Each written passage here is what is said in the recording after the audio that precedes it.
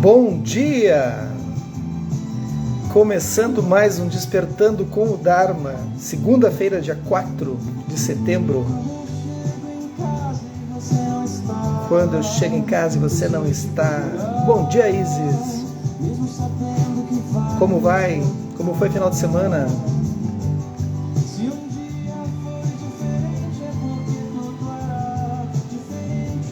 Voltando o Dharma, segunda-feira chuvosa aqui no Rio Grande do Sul. Obrigado, boa semana pra ti também. Bom dia, Stanley. Tá chovendo pra caramba aqui. Bom dia, Luana. Tudo bem? Saudades de ti. Adorei tua foto. Foto de artística. Muito linda. Carolina, bom dia, Ana Tereza. Pô, tá uma chuvarada aqui, tá chovendo já há alguns dias, vai chover a semana inteira, vai ser uma coisa. Elemento água, daí é um problema. Elemento água é muita fluidez, daí as pessoas ficam loucaças, assim, a gente fica bem louco. Bom dia, Eliana, bom dia, Kátia. Essa música é E Meu Peito Mais Aberto, do Vanguard. Vocês conhecem o Vanguard? A banda? Essa nova geração,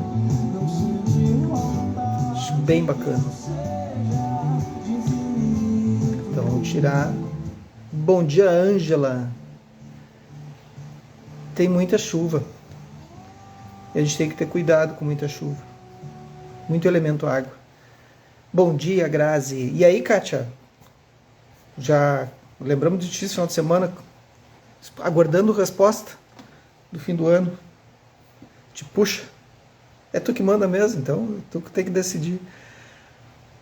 Então tá. Então bom dia para todas, para todos. Bom dia, Natalina.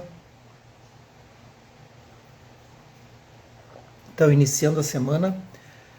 Bom dia, Carla. O que nós temos para hoje? Hoje à noite tem yoga às 19 horas com a Amanda Yogini aqui no espaço. Então quem quiser fazer presencial e online, só chamar. Tá? E essa semana, então, quarta de manhã, tem aula comigo às 7h15 da manhã de meditação e budismo. E outras cositas, mas falas. Tá bem? Quarta-feira de manhã, 7h15. Bom dia, Silvia. Bora lá então, a gente está lendo esse livro aqui, ó, Buda Rebelde. Buda Rebelde, na visão do Ponlop Rinpoche, na Rota da Liberdade. Editora Lúcida Letra. Bom dia, Conceição.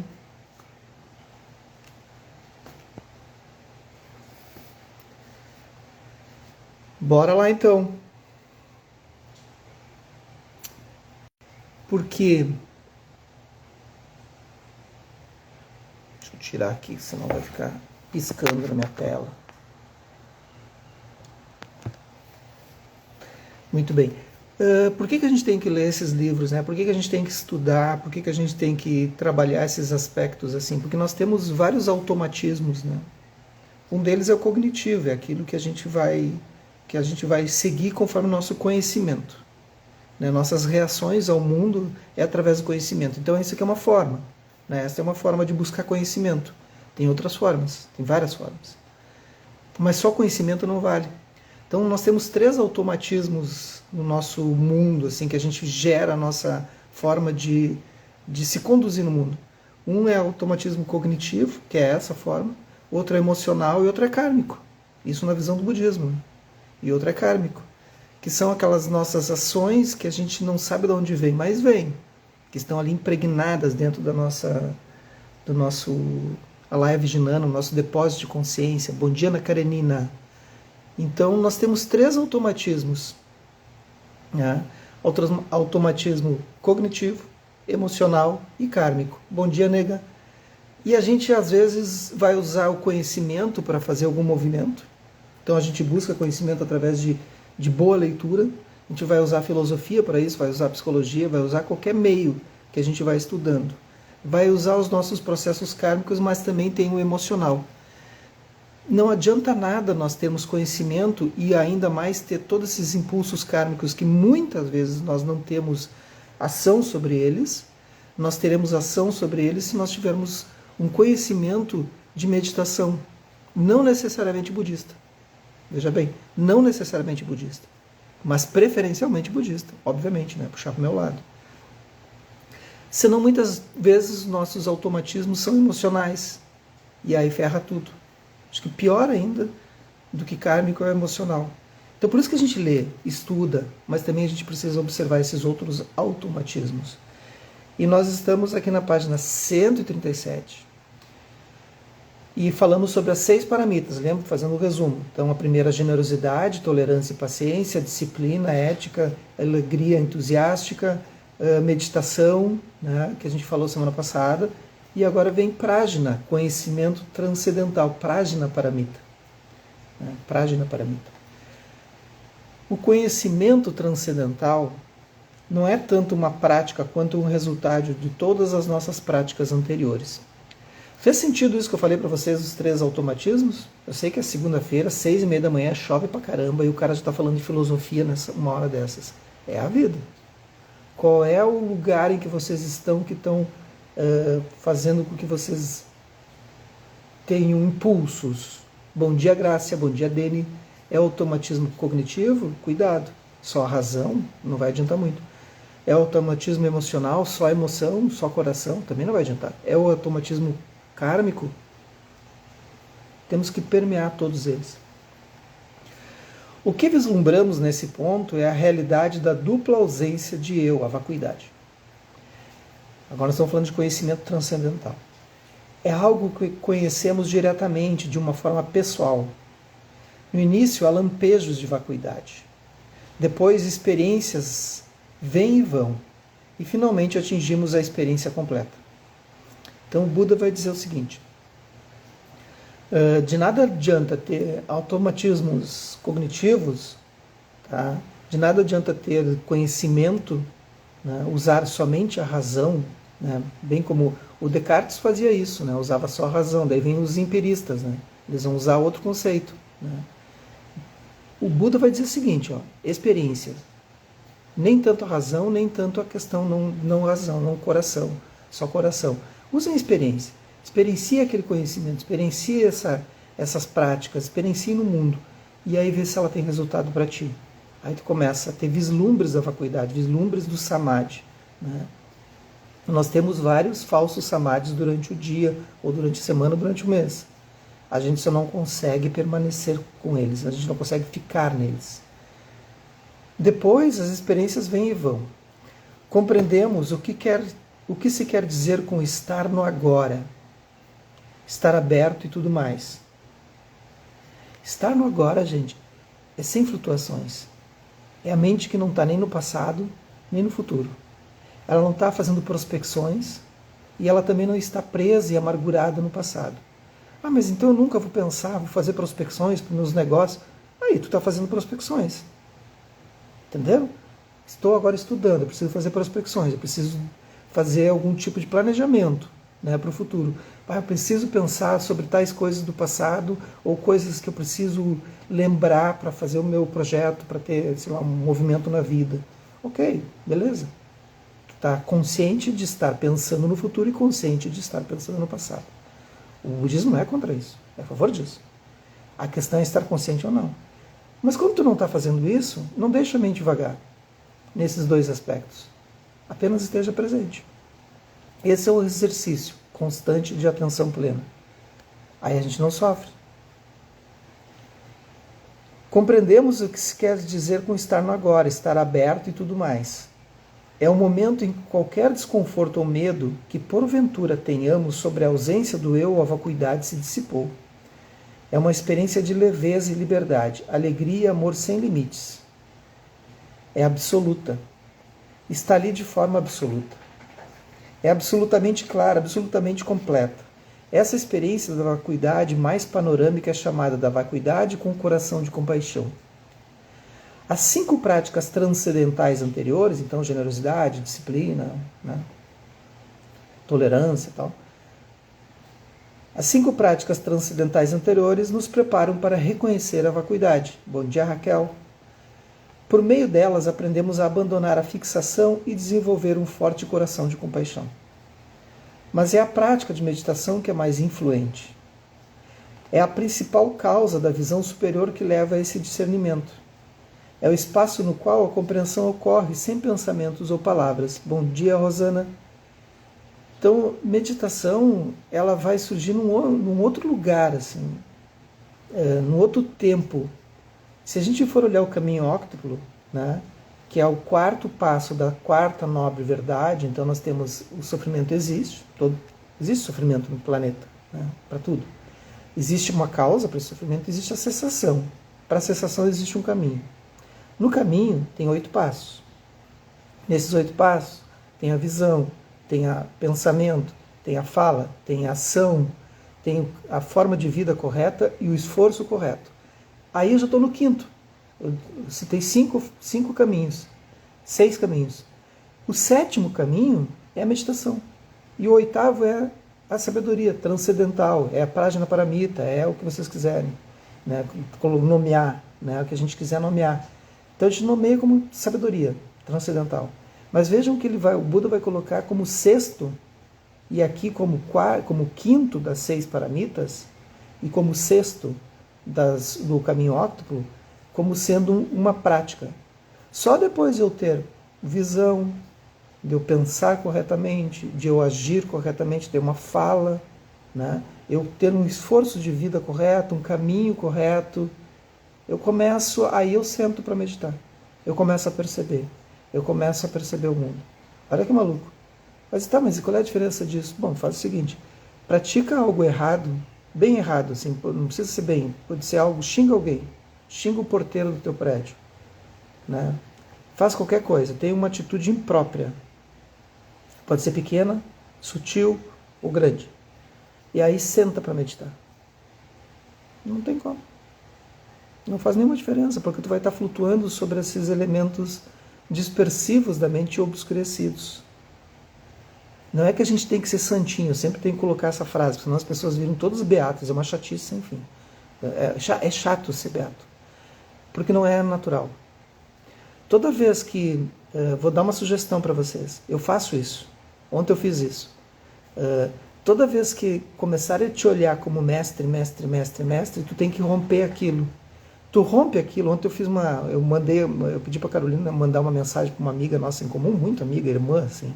Manda essa mensagem. Ela, que é isso? Como que o mestre falou isso? Justamente porque tem que quebrar essa ideia. Quebrem essa ideia de uma beatificação de uma pessoa. Porque tu quebra com a ideia dentro de si. E aí tem esse rompante. No budismo, quando a gente está nos retiros, para quem já foi nos retiros com o Lama Alan, com o Lama Padma, do nada a gente está no meio do retiro e eles dão um grito assim, tipo, pá! Ou ele diz alguma coisa que quebra com todas as estruturas.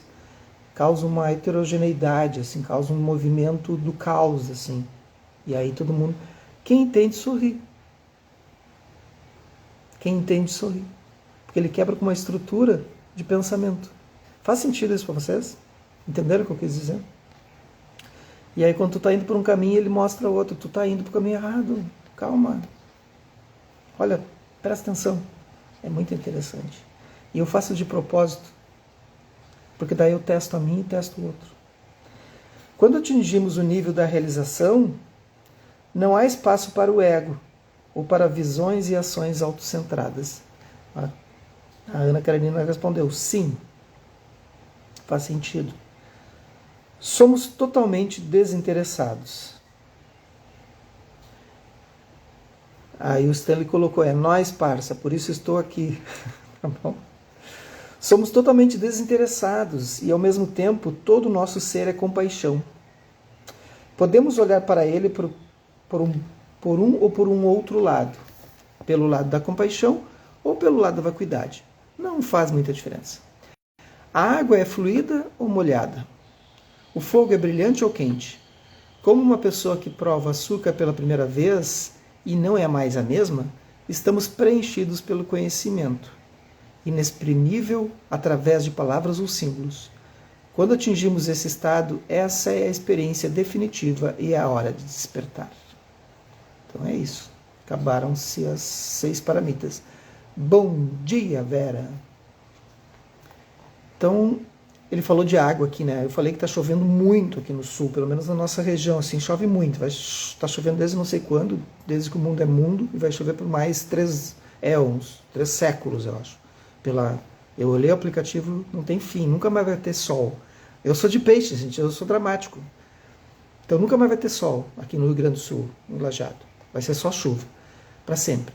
E aí a gente tem que cuidar, porque chuva, água, esse elemento ele é fluidez, né? E aí as pessoas começam a ficar muito agitadas, né? Começam a ficar com os pensamentos muito fluidos e muito automáticos também. As respostas são automáticas, né? As situações de emoções são muito automáticas, as pessoas ficam inquietas, né? Esse elemento água é muito poderoso, todos os elementos são, né? Aí nós precisamos equilibrar. Quem está aqui no sul, equilibre. Como? Comida mais picante, um pouco mais terrosas, fazer fogo, olhar para o fogo, poder ter a possibilidade de usar o fogo, né? Ontem mesmo, estando frio, eu fiz fogo o dia inteiro. O dia inteiro. Tanto na lareira quanto no fogão a lenha. Por quê? Nós temos que aprender a andar através desses elementos. Aprender a equilibrar esses elementos. Senão a gente se desestrutura emocionalmente. Com muita facilidade. Vento, né, chuva. Nossa, todos os elementos de fluidez, assim. Faz sentido também isso para vocês? Quem está aqui no sul já está sentindo que a coisa está começando a ficar inquieta? Muito elemento água. Aí ele diz aqui agora, já chegamos lá? É uma boa hora para perguntar. O que ocorre com a nossa jornada espiritual quando vamos bem? E para os meus alunos eu mandei aquela tabelinha, né? Lembro da tabelinha que eu mandei 2 semanas atrás? Dei uma olhada na tabela ali. O que fazer quando tem muito elemento água? Tá ali, tudo explicadinho. O que ocorre com a nossa jornada espiritual quando vamos bem? Quando estamos mais ou menos felizes e satisfeitos com a nossa vida? Erguemo-nos das profundidades do nosso sofrimento. Nossas mentes estão bem treinadas e estáveis. Estamos livres do calor desagradável das nossas emoções. Já praticamos todas as virtudes e os nossos corações estão abertos. Sentimos tudo à frente de forma livre. Temos confiança de que se seguirmos adiante chegaremos ao destino. Ainda assim, não há mais pressa, porque agora estamos apreciando bastante a viagem.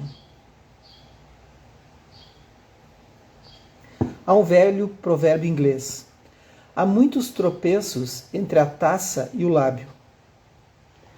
Isso significa, mesmo que estejamos segurando a taça na mão, algo pode acontecer antes de bebermos o vinho. Pensamos, vou me deleitar com esse vinho delicioso. Mas nos distraímos, trocamos as pernas e tudo vem abaixo. Mesmo que estejamos muito perto, ainda estamos lá. Ainda não estamos lá. Da mesma forma como acontece com os heróis das histórias e com o próprio Buda. As maiores provações muitas vezes chegam perto do fim da jornada. Olha aí, quem está aí passando por um perrengue, né? Porque parece, segundo aqui, é o fim da jornada. Às vezes dura, né? Dura 1 ano, dura 2, é um troço. A gente passou por uns perrengues, ainda estamos passando por alguns em outros meios, assim, de questões de saúde, né? Familiar, mas vários perrengues assim que duraram alguns anos. Nossa, era uma jornada sem fim, assim. Aí eu só olhava para o Buda e dizia ali no altar, dizia, mas tá demorando aí. O que elas testam? Se somos genuínos, somos mesmo quem pensamos que somos? Caso não sejamos, os enganos e o apego podem retornar de uma forma ou de outra. Quando isso acontece, perdemos a nossa visão da vacuidade e criamos mais conceitos. E aí acabamos com uma nova versão do eu. Uma versão mais refinada e mais difícil de reconhecer. Podemos nos enganar porque possuímos um conceito bem definido de vacuidade e um hábito de rotular tudo como não possuidor de um eu. Contudo, até mesmo uma compreensão intelectual, ou um conceito correto não é o mesmo que a realização. Ou seja, o que ele está querendo dizer? Não adianta só ler. Não adianta só procurar livros. As pessoas ficam empolgadas quando entram em contato com o budismo. O que eu leio? Eu até indico alguma coisa, às vezes. O que eu leio aqui também, né, mais digerível, assim. Mas tem que realizar. Para realizar, tu precisa experienciar. Para experienciar, tu precisa praticar. Tu tem que praticar. Praticar na vida, praticar na meditação sentada. Tu tem que continuar praticando, observando, praticando. Senão não vai funcionar. Só leitura é um dos automatismos, que é o cognitivo. Né? Ler não é o mesmo que saber. Não é o mesmo. De fato, as próprias realizações que temos podem se tornar a base para um ego espiritual. Olha aí. Que se manifesta como orgulho e apego de um eu bonzinho. Então tem muitos materialistas espirituais, assim como tem materialistas de posses, de coisas. Né? Nós temos isso, né? Então não há muita diferença, os dois estão aprisionados. Então eu conheço muitos materialistas espirituais, já passei por isso também, né, por esse estágio assim, de materialismo espiritual. Então, e vi que estava justamente indo para o caminho errado. Né? Estou com uma espinha no nariz, não tem nada pior. Né? E aí, o materialismo espiritual, né, tu fica andando sobre nuvens, achando que tu já está iluminado, não tem nada disso. Vai sentar na almofadinha e vai meditar. Em nossos dias bons, podemos ter excelentes experiências de vacuidade, ou seja, aqueles insights, tá? Aqueles samadhis, aqueles momentos de compreensão, aqueles momentos de estou uno com o universo, assim. Há uma leveza, há um estado de... Não aconteceu nada especial, tu não ganhou uma promoção, tu não ganhou uma grana, tu não ganhou um elogio, não ganhou nada, não teve um ganho, não precisa ter um ganho. Mas do nada tu sente que tu está pleno assim. Já sentiram isso? Esse é o estado de falso samadhi, porque ele vai sair, né? Vai acabar. Surge uma mensagem e já sai. Mas aquilo pode se prolongar. Com práticas de meditação, isso se prolonga por várias horas, assim, até 4 horas. Ou alguns dias se tu está em retiro. Então é interessante, assim, aí tu vai observando. Assim. Bom dia, Daisy. Nos dias ruins, a vacuidade é uma droga. Temos todos os tipos de dúvidas e pensamos. Isso é bobagem. Sobre o que o professor está falando, vacuidade, o que é esse vazio todo? É tão real que dói. Esses tipos de flutuação em nossa experiência são o que chamamos de experiências instáveis. Então, muitas vezes, a gente começa a fazer esses questionamentos. Para que serve tudo isso, afinal? Né? Por que está acontecendo comigo tais coisas? Aí eu sempre digo, né? Por que não estar acontecendo comigo? Né? Por que eu sou tão especial assim? Não tem nada de especial. Esses tipos de flutuação em nossa experiência são o que chamamos de experiências instáveis. De certo modo, elas não são confiáveis. Porque elas também são impermanentes. Lembra do pêndulo, né? O pêndulo está sempre em movimento, o pêndulo de um relógio, né? Está sempre em movimento. Quando ele está no lado ruim, ele está tomando impulso para o lado bom. Quando ele está no lado bom, ele está tomando impulso para o ruim. Só que a gente pensa como? Quando ele está no bom, ai que bom, minha vida é maravilhosa, vai continuar sempre assim, nunca acabe. Vai acabar, porque existe impermanência. Tá bom? Aproveita, vai acabar. Tá ruim? Aproveita, vai acabar. Ah, mas como que está ruim, aproveita e vai acabar? Porque tu tem que aproveitar quando está ruim para também fazer a prática. Quando está ruim e quando está bom. Constância na prática. Constância na prática. Entender que existe a permanência. Quando está ruim, aproveitar. O que eu posso aprender quando está ruim? Aí quando acontece que está ruim, a gente acha que eu não sou merecedor de coisas boas. Por que está acontecendo isso comigo? E por que não aconteceria isso contigo? Tudo passa. Como diz a Luana ali. De certo modo, elas não são confiáveis. Se as usamos corretamente, porém, elas podem contribuir para a nossa compreensão e apontar a direção correta. Uma experiência positiva ou uma grande conquista podem nos dar muita inspiração e serem importantes para o nosso desenvolvimento. Mas há muitas histórias sobre grandes meditadores que se enganaram com sinais prematuros de iluminação, que confundiram como sendo a coisa de fato. Então é muito comum os alunos virem para mim, eu percebi tal coisa e senti um chamado e senti uma luz absurda E alguns, inclusive, vão por um caminho assim. E eu digo, tá indo para o caminho errado. Sentem coisas assim durante a meditação.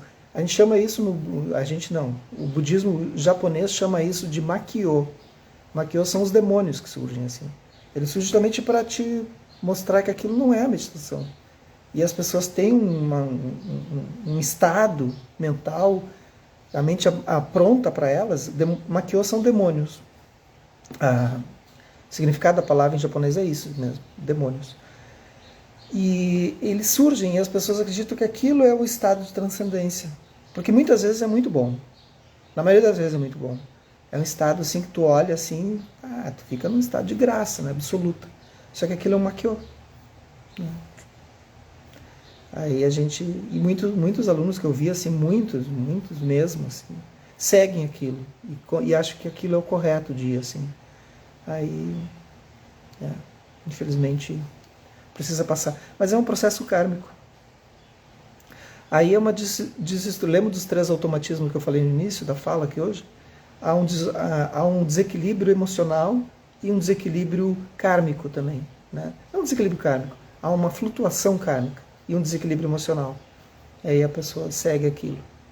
Aí não ouve mais o mestre, não ouve mais os ensinamentos e vai olhar somente para aquilo que viu na prática. Aí é um problema. É um problema. Então cuidado. Meditação não é tão bondosa quanto vocês imaginam. Já estão se colocando na posição de meditação? Estou enrolando aqui para vocês se posturarem.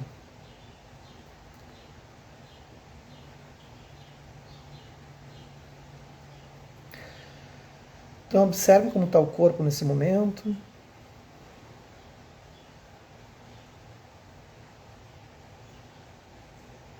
É possível, há uma possibilidade, não uma regra, que para quem está no sul, que está chovendo muito, o corpo e a mente estejam um pouco mais agitadas, mais turbulento.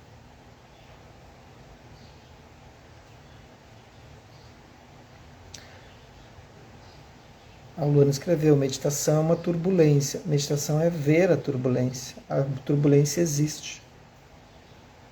Quando a gente senta, a gente enxerga. Quando a gente presta atenção.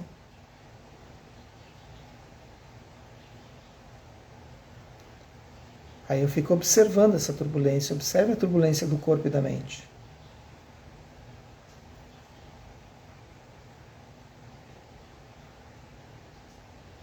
Mas observe como se assistissem a uma série, um filme, a televisão, o que seja. Sem interagir. Você não consegue mudar aquele quadro. Então você apenas observa.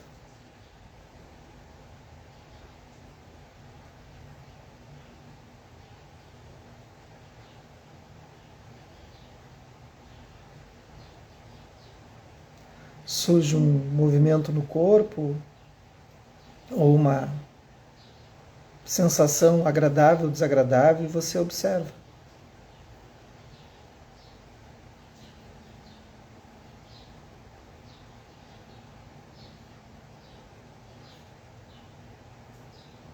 Sua mente é levada por um pensamento e você observa. Ou por um som. Vai observando a mente flutuar.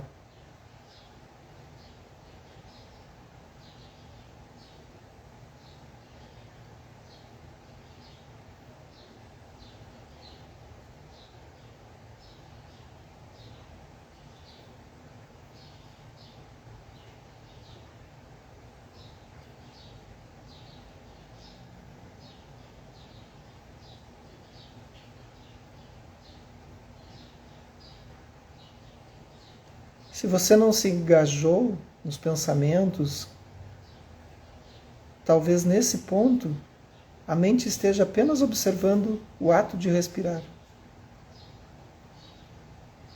Porque ela se cansa também de observar tudo.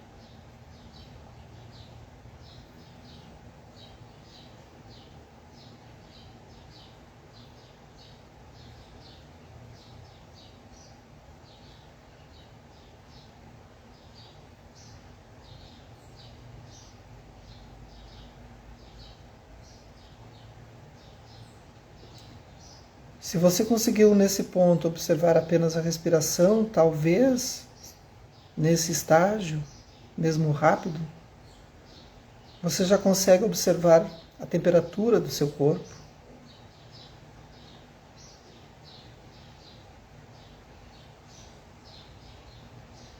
E talvez até essa energia fluindo e circulando por todo o corpo.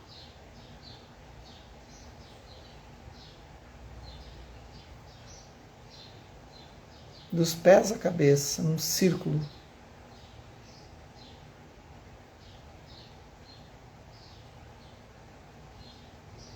Então não há mais fuga de energia. Você mantém a energia circulando no corpo. Energia constante. Essa é uma das paramitas. Como manter a energia constante sem que ela fuja? Experimentem. Sei que é rápido, é o tempo que nós temos, mas é só uma dica. É um spoiler da meditação. Que os méritos desse nosso encontro, dessa nossa prática, se expandem e toquem a todas, todos, que nós possamos nos tornar um caminho iluminado. Certo? Bom dia, boa segunda, boa semana e até amanhã, terça-feira.